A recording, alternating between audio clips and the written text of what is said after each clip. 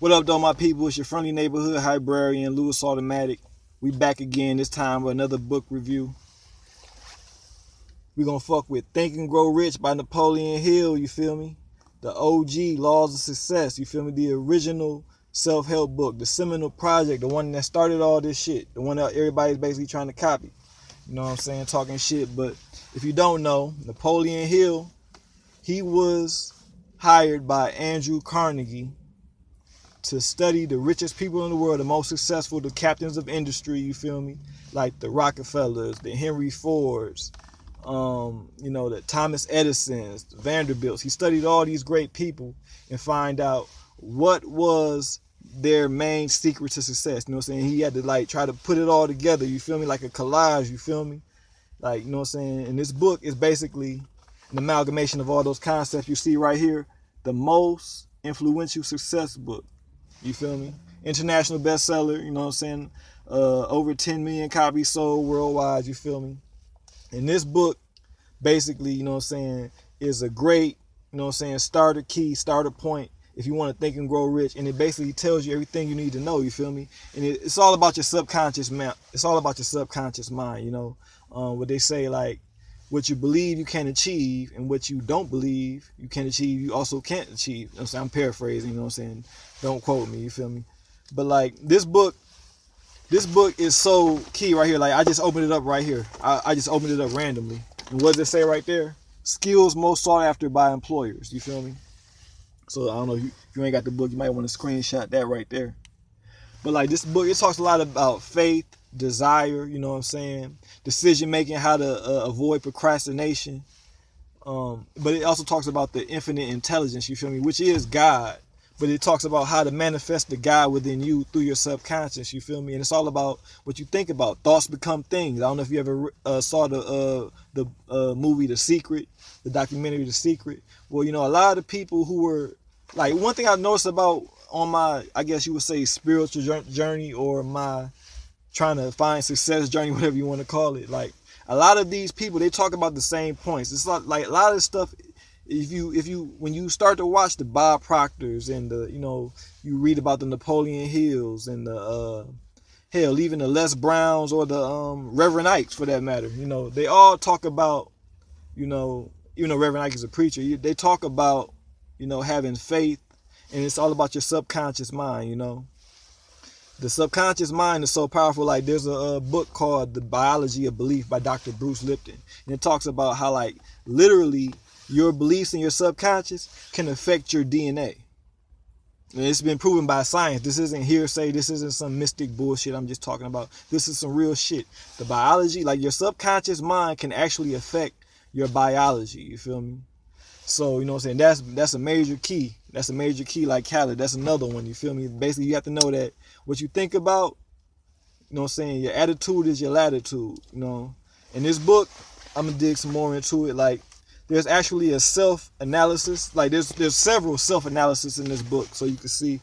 I don't want you to see all my shit. But, like, there's hella self-analysis questionnaires inside this book that'll basically help you pick out your pros and cons, you feel me? Like the ghosts of fear, the chapter 14, the 5 ghosts of fear. Take inventory of yourself as you read this closing chapter and find out how many of the ghosts are standing in your way. Man, like, this book is so powerful, and like I said, it reiterates a lot of the same points over and over. Like faith, I have faith underlined several times right here, and it talks about like dominating thoughts and desires. So it's like, so it talks a lot about your thoughts, your desires, your 7 major positive emotions, which are desire, faith, love, sex, enthusiasm, romance, and hope. And you think about it, it's all about, those all deal with your subconscious mind. Even the 7 major negative emotions to be avoided: fear, jealousy, hatred, revenge, greed, superstition, anger. You know what I'm saying? It's all subconscious shit. Like, it's like the battlefield of the mind. Joyce Meyer even had a book called The Battlefield of the Mind. So, you know, it's all between these two. It's all between these 2 ears right here that you got in your head. You feel me? That's basically what separates the good from the greats. You feel me? It's all about your mental fortitude. When you study people like Michael Jordan, Kobe Bryant, what's one of the main things? Yeah, of course they had great skill, great leaping ability. You know what I'm saying? They could shoot and all that. But what was the thing? The mental toughness. When you study Kobe Bryant, one of the things he talked about is while everybody else was going to lunch and hang out, I was going back to the gym. One thing Michael Jordan talks about is just like the tenacity and focus that he had to have every single night. And you know, like he took his craft so serious. You feel me? Like people who take their craft serious, that's like the mental fortitude, and it's been embedded in their subconscious to wake up and do the same things over and over, you know. And like that's just what leads to success, is that repetition of thought. And that's something that they talk about in this book as well, like auto-suggestion, you feel me? It says, no thought, whether it be negative or positive, can enter the subconscious mind without the aid of the principle of auto-suggestion, with the exception of thoughts picked up from the ether. So I guess you would say that's God or the infinite intelligence or whatever. But like I said, this is a great book when you want to just find out, get this started. This is a great foundation. That's what I would say. This book is a great foundation. It's a great blueprint to build your life and your mind state around. Like if you want to get on the success track, or just just to try to change your life or rearrange your thought patterns. You know, you've been in a rut. You've been feeling like, you know what I'm saying, you're stuck and you can't, you know what I'm saying, like pick up this book. Pick up a good book, you feel me? This book, you know what I'm saying, it has so many different people that have talked about it. Like creating personal magnetism, the handshake, the tone of your voice, the posture. Like this is like the vibrations of thought, your body adornment. You know, talking about your clothing and shit. Like this book is game, bro. This book is laced with game. You feel me? Like the review I did yesterday with the Pimp and Kid and 48 Laws of Game. You definitely know that like Napoleon Hill was quoted in this book. I definitely believe Napoleon Hill was quoted in the Pimp and Kid. You feel me? Because like I said, it's all about giving motivation and inspiration. And I feel like this book is full of motivation and inspiration. It'll definitely get you off your ass. You feel me? And definitely get those juices flowing in your head. And really, what you want to do is, you want, like, when you study great people, you want what's working in their mind, or just like how their brain is working, how they're thinking. You want that to, you know what I'm saying, be imbued and imprinted into your spirit and your mind. You know what I'm saying? You want your mind to be moving at that same rate, that same pace of thoughts. You feel me? So, like I said, this is a good book. Think and Grow Rich. And, you know, like I said, there's so many different. We could just go through the chapters, cause I do wanna. Let's see. The chapter 1 is on desire, the starting point of all achievement.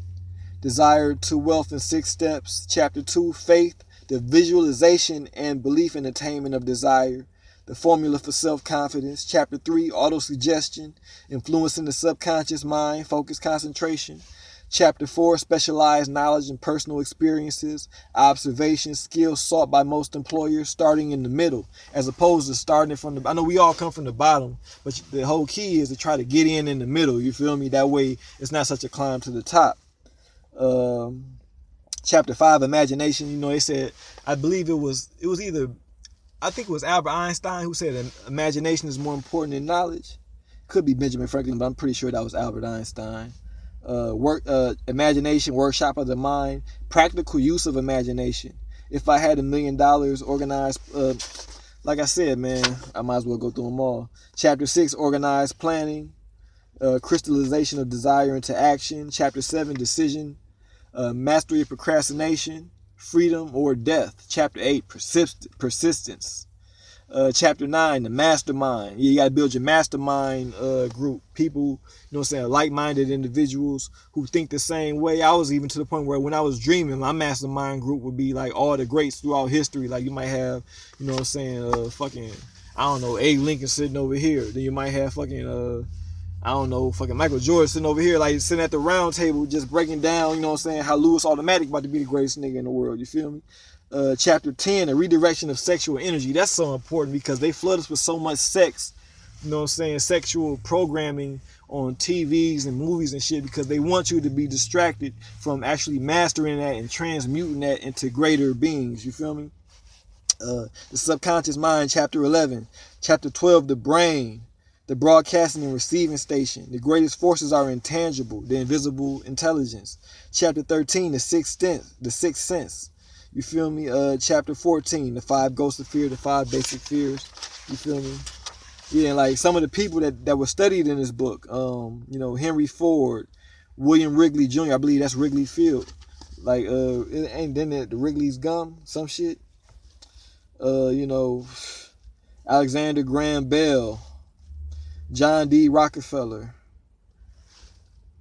I would have thought Vanderbilt would have been in here, but I guess he wasn't in here. Woodrow Wilson, like Taft, W.M. Howard Taft.